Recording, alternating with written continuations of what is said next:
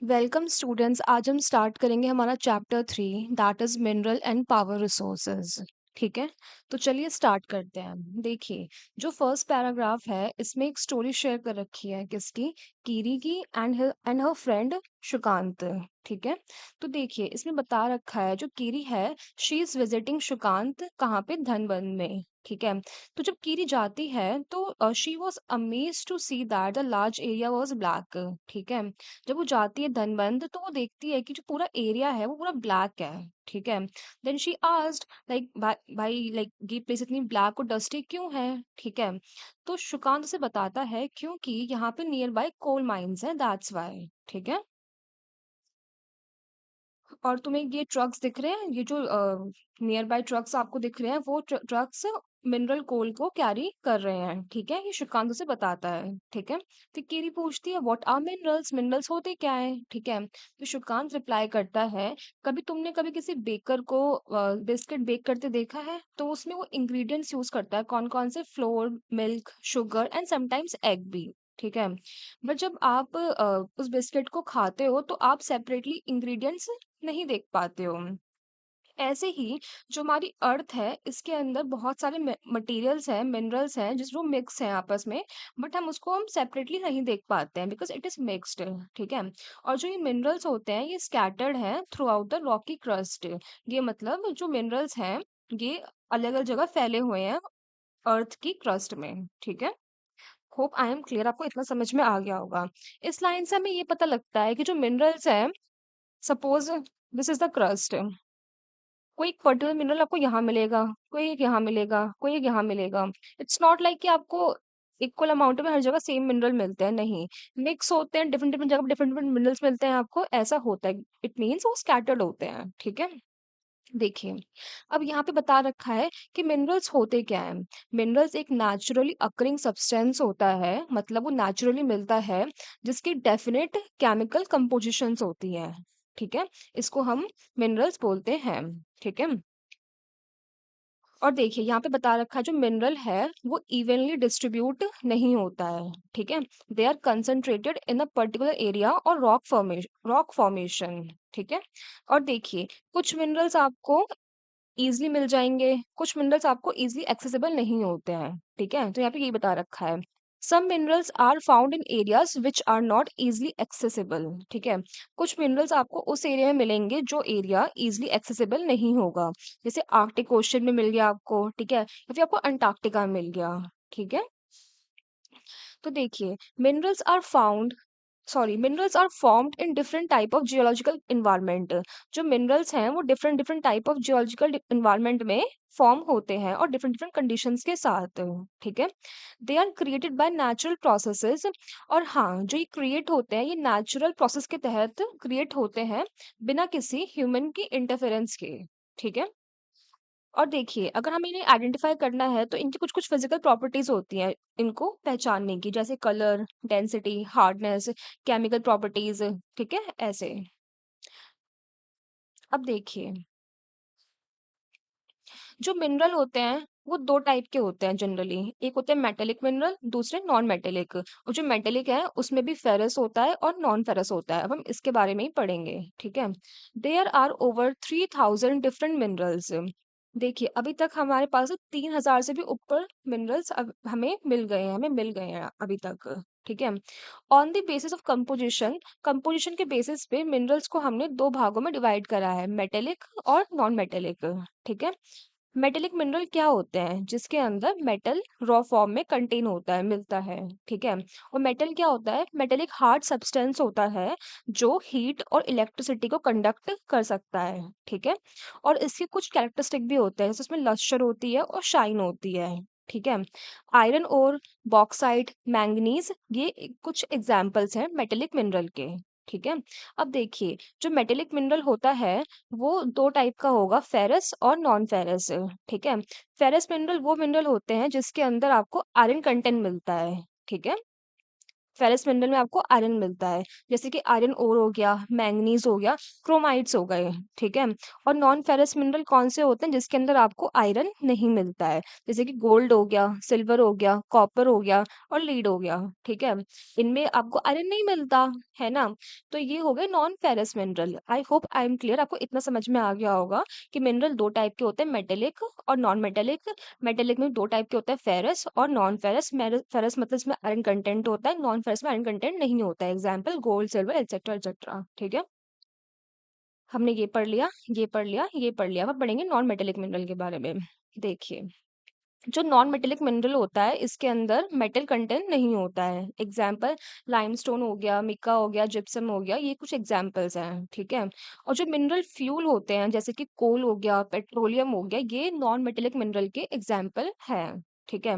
अब देखिए, जो मिनरल्स हैं वो आपको तीन तरीके से आप उसको एक्सट्रैक्ट कर सकते हैं, माइनिंग के तहत, ड्रिलिंग और क्वायरिंग के तहत, ठीक है। अब देखिए, the process of taking out mineral from rock buried under the earth surface is called mining. जब हम क्या बोलते हैं, माइनिंग में क्या होता है, हम किसी मिनरल को टेक आउट कर रहे निकाल रहे हैं अर्थ के अंदर से, माइन कर रहे हैं हम उसकी खुदाई कर रहे हैं, ठीक है। तो उसको माइनिंग बोल देते हैं, ठीक है। Minerals that lie at the shallow depth, shallow depth मतलब कम कम डेप्थ पे जब जो मिनरल हमें निकालने होते हैं उसको हम कैसे निकालते हैं। अगर मान लीजिए कोई, जैसे ये हो गया सरफेस, ठीक है। कोई मिनरल यहीं पर है, ठीक है। तो हमें इतना ही पोर्शन हमें उसको निकालना है, ठीक है। Minerals that lie at the shallow depth मतलब कम डेप्थ में है कोई पर्टिकुलर मिनरल, तो हम उसे कैसे निकालेंगे, just by removing the surface layer. जो उसकी सरफेस लेयर है, ये वाली सरफेस लेयर, इसको हम रिमूव कर देंगे तो वो मिनरल हमें मिल जाएगा। तो इसको हम क्या बोलते हैं, इसको हम बोलते हैं ओपन कास्ट माइनिंग, ठीक है।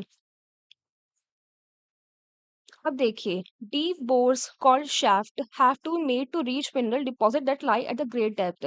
तो ये शैलो डेप्थ वाली बात थी, तो हमने ओपन कास्ट माइनिंग कर लिया। अब कोई ऐसा मिनरल है जो बिल्कुल डीप में है, ठीक है। तो उसको कैसे हम निकालते हैं, उसको उसके लिए हम करते हैं, उसके लिए हम डीप बोर्स यूज करते हैं, उसको हम shaft बोलते हैं, ठीक है। निकालने के लिए उसको हम बोलते हैं shaft माइनिंग। जब मिनरल बहुत ही ज्यादा डेप्थ में होता है तब उसके लिए हम यूज करते हैं shaft माइनिंग, ठीक है। अब देखिए, पेट्रोलियम और natural gas occur far below the earth surface. जो पेट्रोलियम होता है और नेचुरल गैस होता है ये हमें बहुत ही ज्यादा गहराई में मिलता है, ठीक है। तो इसके लिए हम क्या करते हैं, हम इसके लिए हम deep wells are bored to take them out. तो इसके लिए हम डीप वेल्स मतलब बहुत ही ज्यादा डीप वेल हम बोरो करते हैं, मतलब बोर्ड करते हैं। देखिए, बिल्कुल यहाँ पे अवेलेबल है, तो डीप करेंगे और ऐसे वेल बनाएंगे हम इसमें, ठीक है।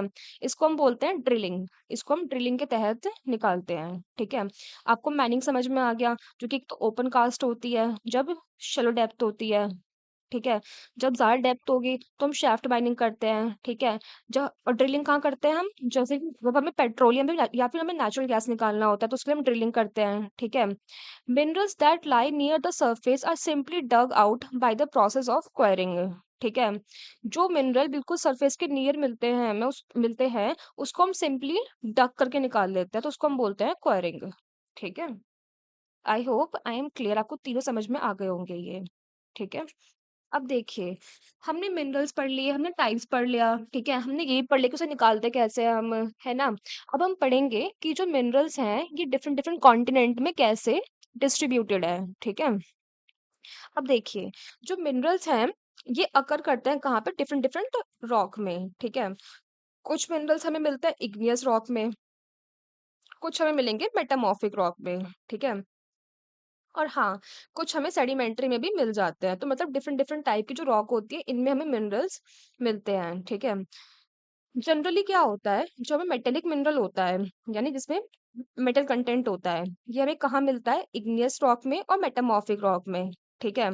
जैसे कि iron ore in north Sweden, copper and nickel in Ontario, iron nickel chromite and platinum in South Africa. ये कुछ एग्जाम्पल्स हैं मिनरल के जो हमें कहाँ मिलते हैं, इग्नियस रॉक में, मेटामॉर्फिक रॉक में, ठीक है। अब देखिए, जो सेडिमेंट्री रॉक फॉर्मेशन होता है वो कहाँ पे होता है, जनरली वो होता है प्लेन्स में और यंगफोल्ड माउंटेन्स में, ठीक है। यहाँ पे आपको सेडिमेंट्री रॉक का फॉर्मेशन दिखता है। तो ये रॉक कौन सी मिनरल कंटेन करती है? ये करती है जनरली नॉन मेटेलिक मिनरल, जैसे कि लाइमस्टोन। देखिए, मैं आपको यहाँ पे शॉर्ट में बताती हूँ। जो इग्नियस रॉक होता है और जो मेटामॉर्फिक रॉक होता है, ये जनरली क्या कंटेन करता है? Metallic mineral. ओके। जो सेडिमेंट्री रॉक होता है, जो हमें कहाँ मिलता है जनरली? प्लेन्स में और यंग फोल्ड माउंटेन्स में। यहाँ पे हमें जनरली क्या मिलता है? Non metallic mineral. ठीक है, एग्जाम्पल लाइमस्टोन। ठीक है। ओके, तो यहाँ पे क्या लिखा है? Sedimentary rock formation of plains and young fold mountains contain non metallic mineral, जैसे कि एग्जाम्पल में लाइमस्टोन। लाइमस्टोन के डिपॉजिट हमें कहाँ मिलते हैं? Causses region of France. और जो मैंगनीज हमें कहाँ मिलता है? जॉर्जिया और यूक्रेन में। एंड फॉस्फेट हमें कहाँ मिलता है? अल्जीरिया में। ये कुछ हो गए एग्जाम्पल्स। ठीक है। मिनरल फ्यूल, जो मिनरल फ्यूल होता है जैसे कि कोल हो गया, पेट्रोलियम हो गया, ये हमें कहाँ मिलता है? ये हमें मिलता है सेडिमेंट्री स्ट्रेटा में। ओके। मैंने आपको पहले ही बताया था ना कि जो कोल और पेट्रोलियम है वो नॉन मेटेलिक मिनरल है। ठीक है। तो और नॉन मेटेलिक हमें कहाँ मिलता है? सेडिमेंट्री स्ट्रेटा में मिलता है हमें। ठीक है। तो ये आप याद रखना, इतना पॉइंट। ठीक है। चलिए आगे मूव करते हैं। इतना आपको समझ में आ जाना चाहिए वैसे। ठीक है। अब देखिए, अब हम बात करेंगे कॉन्टिनेंट वाइज कौन कौन से मिनरल हमें मिलते हैं। तो पहले हम बात करते हैं एशिया की, जहाँ पे हम लोग भी रहते हैं, इंडिया भी जहाँ पे एग्जिस्ट करता है। ठीक है। अब देखिए, जो चाइना है और इंडिया है, इसके पास सबसे ज्यादा भंडार किस चीज के है? इसके पास है आयरन के, आयरन ओर के डिपॉजिट्स। ठीक है। देखिए, जो ये कॉन्टिनेंट है, कौन सा कॉन्टिनेंट? एशियन कॉन्टिनेंट जो है, ये प्रोड्यूस करता है more than half of the world tin. जितना भी इस वर्ल्ड में टिन प्रोड्यूस हो रहा है, आधे से ज्यादा जो टिन है वो एशिया में प्रोड्यूस होता है। ठीक है। China, Malaysia, Indonesia are among the world leading tin producer. जैसे मैंने आपको पहले बताया कि जो एशिया में हाफ से ज्यादा टीन प्रोड्यूस होता है, तो उसमें कौन कौन सी कंट्री है जो लीड करती हैं? That is China, Malaysia and Indonesia. ठीक है। जो चाइना है, इसके पास लेड, एंटीमनी, टंगस्टन, ये प्रोड्यूस करता है, उसमें लीड करता है। ठीक है। और जो एशियन कॉन्टिनेंट है, इसके पास बहुत सारे डिपॉजिट हैं, किस किस के? मैंगनीज के, बॉक्साइट के, निकल के, जिंक के एंड कॉपर के। ठीक है। ओके। अभी हमने बात की एशियन कॉन्टिनेंट की, अब हम बात करेंगे यूरोपियन कॉन्टिनेंट की। मतलब ये एशिया की हमने बात कर ली, अब हम बात करेंगे यूरोपियन कॉन्टिनेंट की। ठीक है। यूरोप भी लीडिंग प्रोड्यूसर है आयरन ओर का। ठीक है। और कौन कौन सी कंट्रीज है यूरोप में जिसके पास बहुत सारा भंडार है आयरन ओर का? That is Russia, Ukraine, Sweden and France. ठीक है। और जो मिनरल डिपॉजिट हैं जैसे कि copper, lead, zinc, manganese and निकल, ये हमें कहाँ मिलता है? ये हमें मिलता है जनरली ईस्टर्न यूरोप में। ठीक है। और यूरोपियन रशिया में, मतलब इस वाले रीजन में हमें ज्यादा जनरली मिलता है ये। ओके।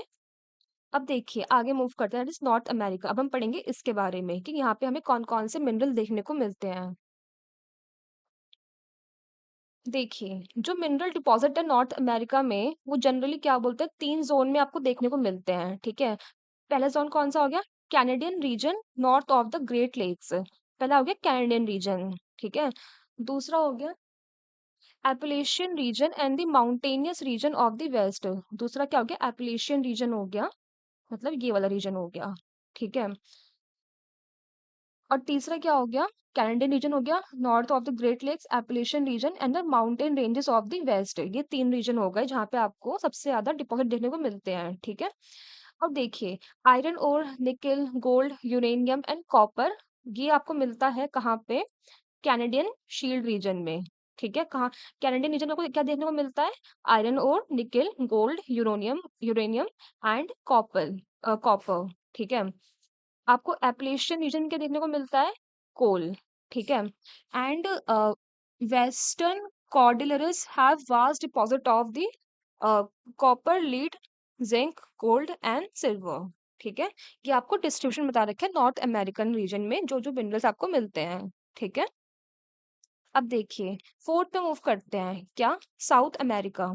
हमने 3 कॉन्टिनेंट पढ़ लिए हैं, एशिया, यूरोप, नॉर्थ अमेरिका। अब हम फोर्थ कॉन्टिनेंट पढ़ने जा रहे हैं जो कि है साउथ अमेरिका। ठीक है। अब देखिए, जो ब्राजील कंट्री है साउथ अमेरिका की, it's the largest producer and high grade iron ore in the world. ठीक है, सबसे ज्यादा आयरन ओर कहाँ मिलता है? ब्राजील में। ठीक है, जो चिली और पेरू है ये कॉपर में लीड करते हैं। ठीक है, जो ब्राजील और बोलिविया है are among the world largest producer of tin. ठीक है, ये टिन प्रोड्यूस करते हैं। ठीक है, South America also have large deposit of, जो साउथ अमेरिकन कॉन्टिनेंट है इसके पास बड़े बड़े भंडार हैं किस किस चीज के? गोल्ड के, सिल्वर के, जिंक के, chromium, manganese, bauxite, mica, platinum, asbestos and diamond. ठीक है, और यहाँ पे हमें मिनरल ऑयल भी देखने को मिलते हैं। कहाँ कहाँ पे? वेनेजुएला, अर्जेंटीना में, चिली, पेरू एंड कोलंबिया में आपको मिनरल ऑयल भी देखने को मिलते हैं। आई होप आपको ये लाइन समझ में आ गई होगी प्रॉपर। ठीक है, अब देखिए फिफ्थ पे मूव करते हैं, दैट इज अफ्रीकन कॉन्टिनेंट। यार ये बात हम सब जानते हैं कि अफ्रीकन कॉन्टिनेंट ना में बहुत सारे हमें मिनरल्स देखने को मिलते हैं, जस्ट बिकॉज कि उनके पास ना इतनी टेक्नोलॉजी नहीं है कि वो उसको माइन करके निकाल ले। ठीक है, that's why they are poor. ठीक है, बट उनके पास मिनरल्स बहुत ज्यादा भरे हुए हैं। ठीक है, तो यहाँ पे वही बता रखा है कि जो अफ्रीका है it is rich in mineral resource. ठीक है, ये ना वर्ल्ड में सबसे ज्यादा इनके पास क्या प्रोड्यूस करते हैं ये लोग? Diamond, gold, platinum. ठीक है, जो साउथ अफ्रीका है, जिम्बाब्वे है और ज़ैरे है ये प्रोड्यूस करता है लार्ज पोर्शन ऑफ वर्ल्ड का गोल्ड। ठीक है, सबसे ज्यादा गोल्ड हमें कहाँ देखने को मिलता है? साउथ अफ्रीका में, जिम्बाब्वे में एंड ज़ैरे में। ठीक है, और जो अदर मिनरल्स भी हमें यहाँ पे मिलते हैं अफ्रीकन कॉन्टिनेंट में, कौन कौन से हैं? जैसे कॉपर हो गया, iron, chromium, uranium, cobalt, bauxite. ठीक है, और हमें यहाँ पे ऑयल भी देखने को मिलता है। कौन कौन कहाँ कहाँ देखने को मिलता है? नाइजीरिया में, लिबिया में, अंगोला में, या दीज आर द कंट्रीज। ठीक है, हमने 5 कॉन्टिनेंट की बात कर ली है, अब हम 6 पे मूव करते हैं, दैट इज ऑस्ट्रेलिया। ठीक है, देखिए ऑस्ट्रेलिया सबसे ज्यादा क्या प्रोड्यूस करता है? बॉक्साइट। ठीक है, और ये लीडिंग प्रोड्यूसर है किस चीज में? गोल्ड में, डायमंड में, आयरन में, टिन में और निकल में। इसके पास और क्या क्या है? इसके पास कॉपर भी है, लेड भी है, जिंक भी है और मैंगनीज भी है। ठीक है, Kalgoorlie and Coolgardie areas of the Western Australia have the largest deposit of gold. Okay, अब देखिए 7 पे मूव करते हैं, अंटार्कटिका। ये है हमारा लास्ट कॉन्टिनेंट। ठीक है, देखिए जो जियोलॉजी है अंटार्कटिका की is sufficiently well known to predict the existence of a variety of mineral deposit, some probably large. Significant size of deposit of the कोल मिलता है हमें कहाँ पे? ट्रांसेंट्रिक Transantarctic Mountains and iron near Prince Charles Mountain of East Antarctica in forecasted। देखिए iron और gold, silver, oil ये सब present है कहाँ पे? अंटार्कटिका में। ठीक है, चलिए देखिए अब हमने बात कर लिया कि कौन कौन से मिनरल्स हैं। हमने मिनरल्स के बारे में बात कर ली। ठीक है, हमने उसके टाइप्स के बारे में ही बात कर ली। ठीक है, उसको हम निकालते कैसे, माइनिंग वाइनिंग के थ्रू निकालते हैं वो भी बात कर ली। ठीक है, हमने डिस्ट्रीब्यूशन भी देख लिया मिनरल्स का कैसे होता है। हम देखेंगे कि उसके यूजेस क्या क्या होते हैं मिनरल्स के। देखिए जो मिनरल है वो बहुत सारी इंडस्ट्रीज में यूज होता है, जैसे कि अब देखिए अगर हमें कोई पर्टिकुलर मिनरल हमें जेम बनाने में यूज करना है, जेम्स बनाने में यूज करना है, तो इट शुड बी हार्ड। ठीक है, जेम्स मतलब जो कि ज्वेलरी में यूज होते हैं। ठीक है, कॉपर क्या है? Is another metal use in everything. अब जैसे कॉपर हो गया, ये हर जगह यूज होता है, कॉइन से लेके पाइप तक बनाने में कॉपर का यूज होता है। ठीक है, जो सिलिकॉन है वो कंप्यूटर इंडस्ट्री में यूज होता है। ठीक है, जो एल्यूमिनियम है जो हमें कहाँ से मिलता है? बॉक्साइट से मिलता है। Aluminium obtain from its ore bauxite. ये कहाँ पे यूज होता है? ये ऑटोमोबाइल इंडस्ट्री में यूज होता है, एयरप्लेन में, बॉटलिंग इंडस्ट्री, बिल्डिंग्स में, इवन किचन कुकवेयर में। तो दीज आर द यूजेस कि कहाँ कहाँ कौन कौन से मिनरल्स यूज होते हैं। ठीक है, अब देखिए कंजर्वेशन ऑफ मिनरल्स, हमें इन्हें कंजर्व कैसे करना है? Minerals are a non renewable resource. मतलब क्या हो गया इस बात का कि अगर एक बार ये एग्जॉस्ट हो गए, खत्म हो गए, तो हजारों साल लगेंगे इसको दोबारा फॉर्म होने में। ठीक है। तो it takes 1,000 of years for the formation and the concentration of mineral, 1,000 साल लगते हैं इसके फॉर्मेशन में। ठीक है। The rate of formation is much smaller than the rate at which human consume these minerals. जिसका फॉर्मेशन का रेट है वो बहुत कम है जिस प्रकार हम लोग उसको यूज कर रहे हैं उसके अकॉर्डिंग। ठीक है। तो ये बहुत जरूरी है to reduce the wastage in the process of mining. तो ये बहुत जरूरी है कि हम इसका वेस्टेज हम कम करें। ठीक है। इसको इसमें हम रिसाइकलिंग करें मिनरल्स की। ठीक है। And that's how we can conserve. तो कैसे कर सकते हैं मिनरल को हम कंजर्व, रिड्यूस करें, मतलब कम वेस्ट करें, रिसाइकिल करें और रीयूज करें, ट्रिपल आर्स के तहत। ठीक है। चलिए नेक्स्ट टॉपिक स्टार्ट करते हैं, दैट इज पावर रिसोर्सेज। पहले हम समझेंगे कि पावर रिसोर्स होते क्या है। ठीक है। देखिए, ये एक सोर्स है जो हमें एनर्जी प्रोवाइड करता है, जैसे कि हम कोई काम या कोई टास्क कंप्लीट कर सके। ठीक है। और ये दो टाइप के होते हैं, that is conventional and non conventional. ठीक है। आगे इस चैप्टर में बता रखा है, ये सी यहाँ पे कन्वेंशनल बता रखा है और आगे इसमें नॉन कन्वेंशनल बता रखा है। तो चलिए टॉपिक स्टार्ट करते हैं, पावर रिसोर्सेज। तो उसमें स्टार्टिंग में एक स्टोरी शेयर कर रखी है सनी की। ठीक है। तो जो सनी की मॉम है वो अपना डे कैसे स्टार्ट करते हैं, by switching on the geyser. Geyser start करके फिर उसके बाद वो क्या करते हैं, फिर वो सनी की स्कूल यूनिफॉर्म को आयरन करते हैं, प्रेस करते हैं। ठीक है। फिर वो किचन में जाते हैं क्या करने के लिए, ऑरेंज जूस को प्रिपेयर करने के लिए। और वो ऑरेंज जूस कहाँ प्रिपेयर कर रहे हैं, वो प्रिपेयर कर रहे हैं ब्लेंडर के अंदर। ठीक है। फिर क्या बोलते हैं, फिर वो सनी से पूछते हैं, have you finished taking bath, come and have your breakfast. ठीक है।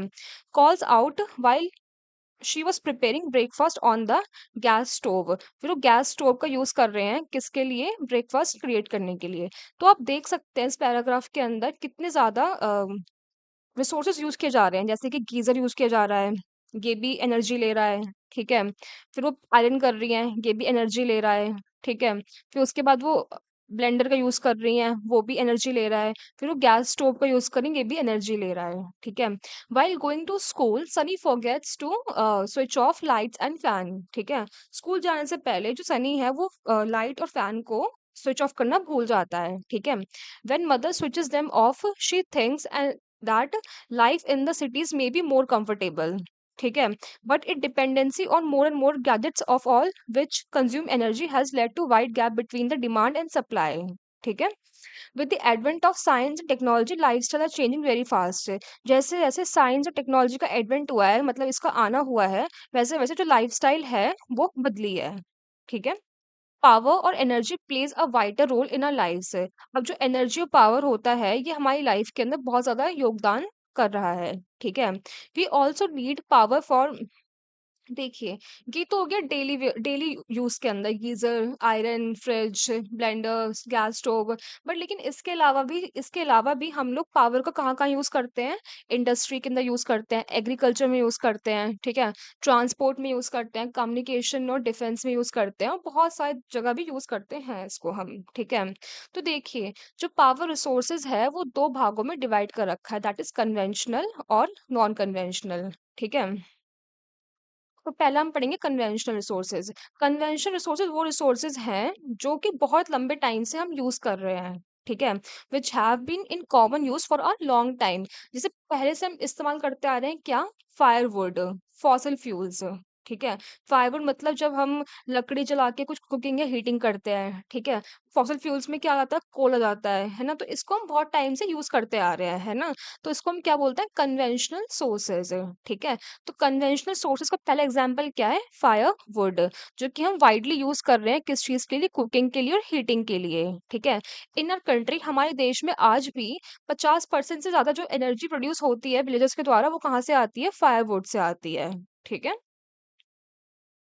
अब देखिए, जो रिमेन्स हैं प्लांट्स के और एनिमल्स के, जो हजारों साल पहले, मिलियंस ऑफ ईयर्स पहले बरीड हो गए थे, और क्या बोलते हैं, हीट और प्रेशर के तहत वो फॉसिल फ्यूल के अंदर कन्वर्ट हो गए हैं। ठीक है। And that's how fossil fuel बनते हैं। कैसे बनते हैं, मिलियंस ऑफ ईयर्स बैक जो रिमेन्स होते हैं प्लांट्स के और एनिमल्स के, वो अर्थ के अंदर बरीड हो जाते हैं, उस पर बहुत सारा हीट लगता है, प्रेशर लगता है, तो इससे वो फॉसिल फ्यूल में कन्वर्ट हो जाते हैं। ठीक है। फॉसिल फ्यूल में एग्जाम्पल्स क्या क्या होते हैं, जैसे कि कोल हो गया, पेट्रोलियम हो गया, नेचुरल गैस हो गया, ये हो गए मेन सोर्स। ठीक है। ये होगा क्या, main source of conventional energy, ठीक है। The reserves of these minerals are limited. अब देखिए जो ये रिजर्व्स हैं इन मिनरल्स के, कोल के, पेट्रोलियम की, ये थोड़ी लिमिटेड अमाउंट में है, ठीक है। और जैसे जैसे क्या हो रहा है, जो वर्ल्ड की पॉपुलेशन है बढ़ रही है, इसका कंजम्पशन भी बढ़ रहा है, बट लेकिन इसका फॉर्मेशन इतना नहीं हो रहा है, ठीक है।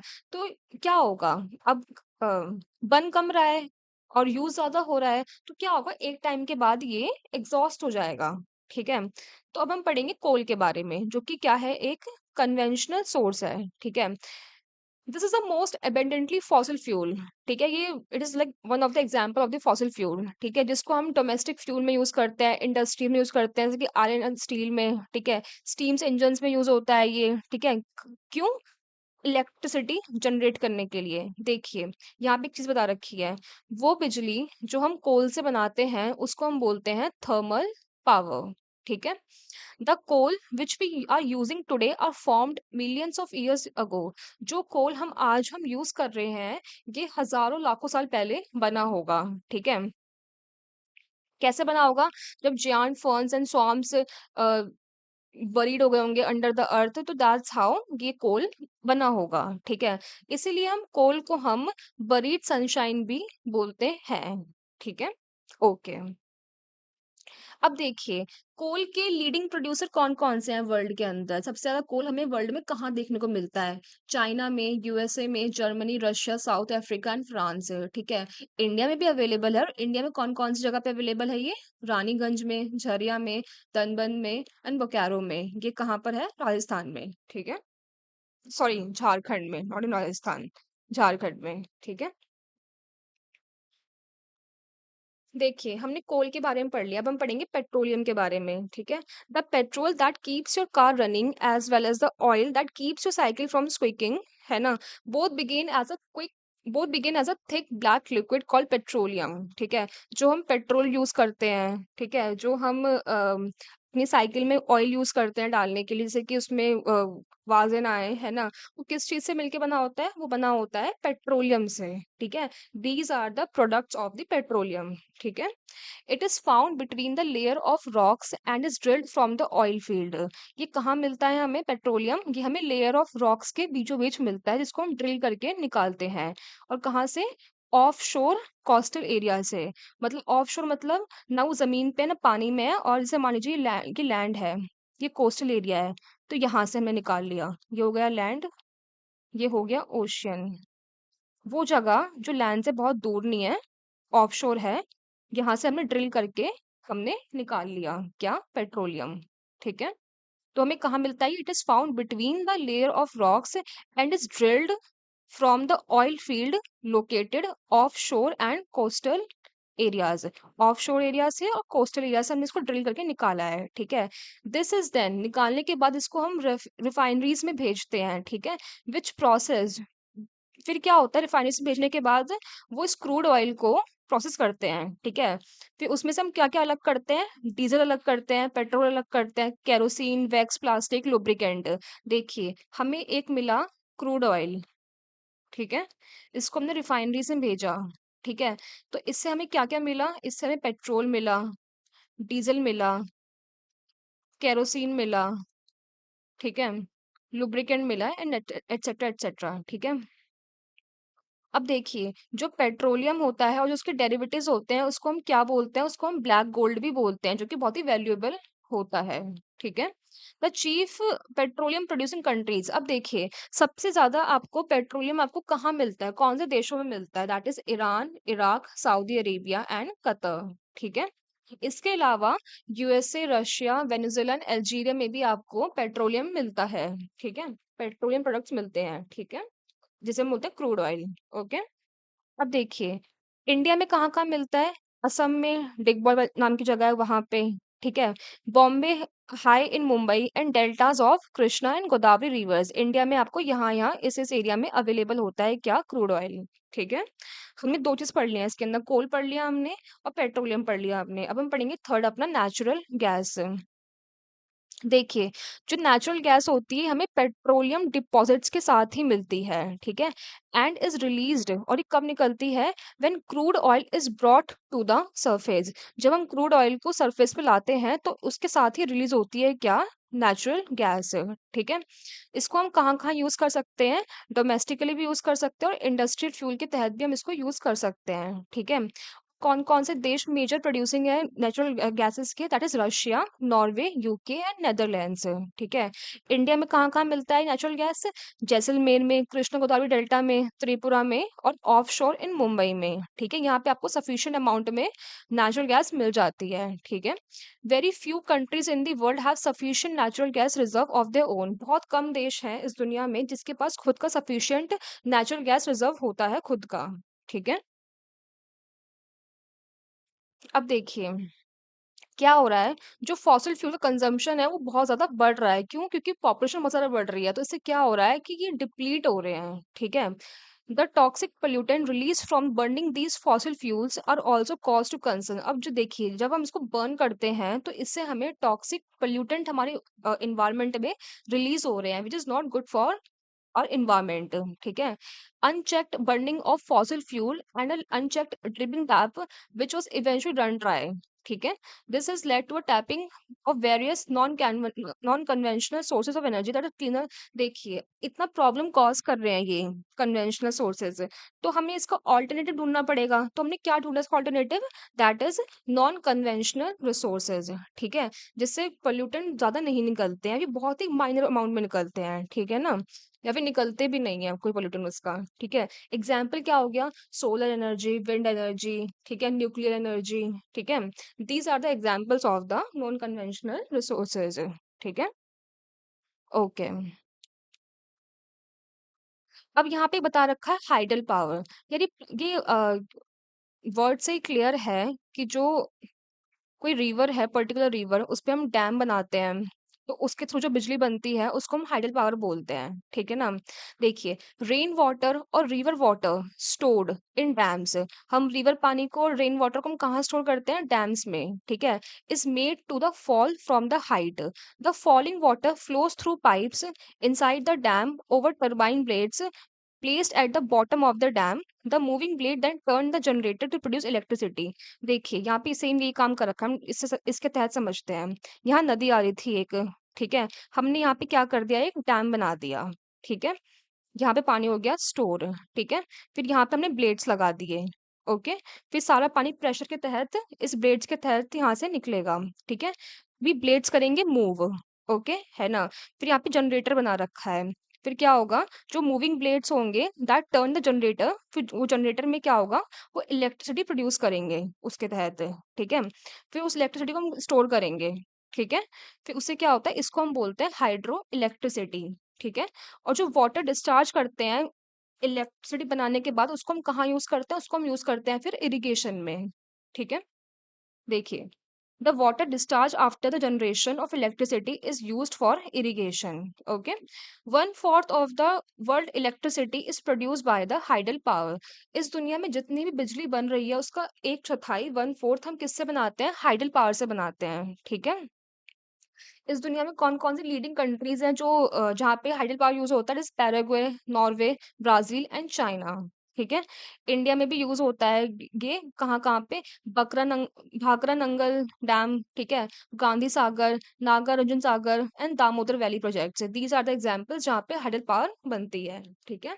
एक बार रिवाइज़ करते हैं कि ये बनता कैसे है। देखिए, यहाँ पे रिवर आ रही थी, यहाँ पे हमने क्या करा? एक डैम क्रिएट कर दिया, ठीक है?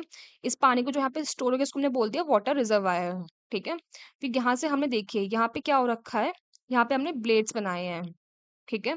अब पानी यहाँ पे स्टोर हो गया तो पानी यहाँ से फ्लो करेगा, ठीक है? तो ये ब्लेड्स मूव करेंगे, जब मूव करेंगे तो इलेक्ट्रिसिटी जनरेट होएगी। यहाँ पे जनरेटर बना रखा है क्योंकि फिर क्या करेंगे? हम इस बिजली को यहाँ पे स्टोर कर लेंगे, ठीक है? और जो पानी यहाँ से निकलेगा इसको हम इरिगेशन वगैरह में यूज कर लेंगे, ठीक है? I hope I am clear, आपको समझ में आ गया होगा कि हाइडल पावर कैसे जनरेट होती है।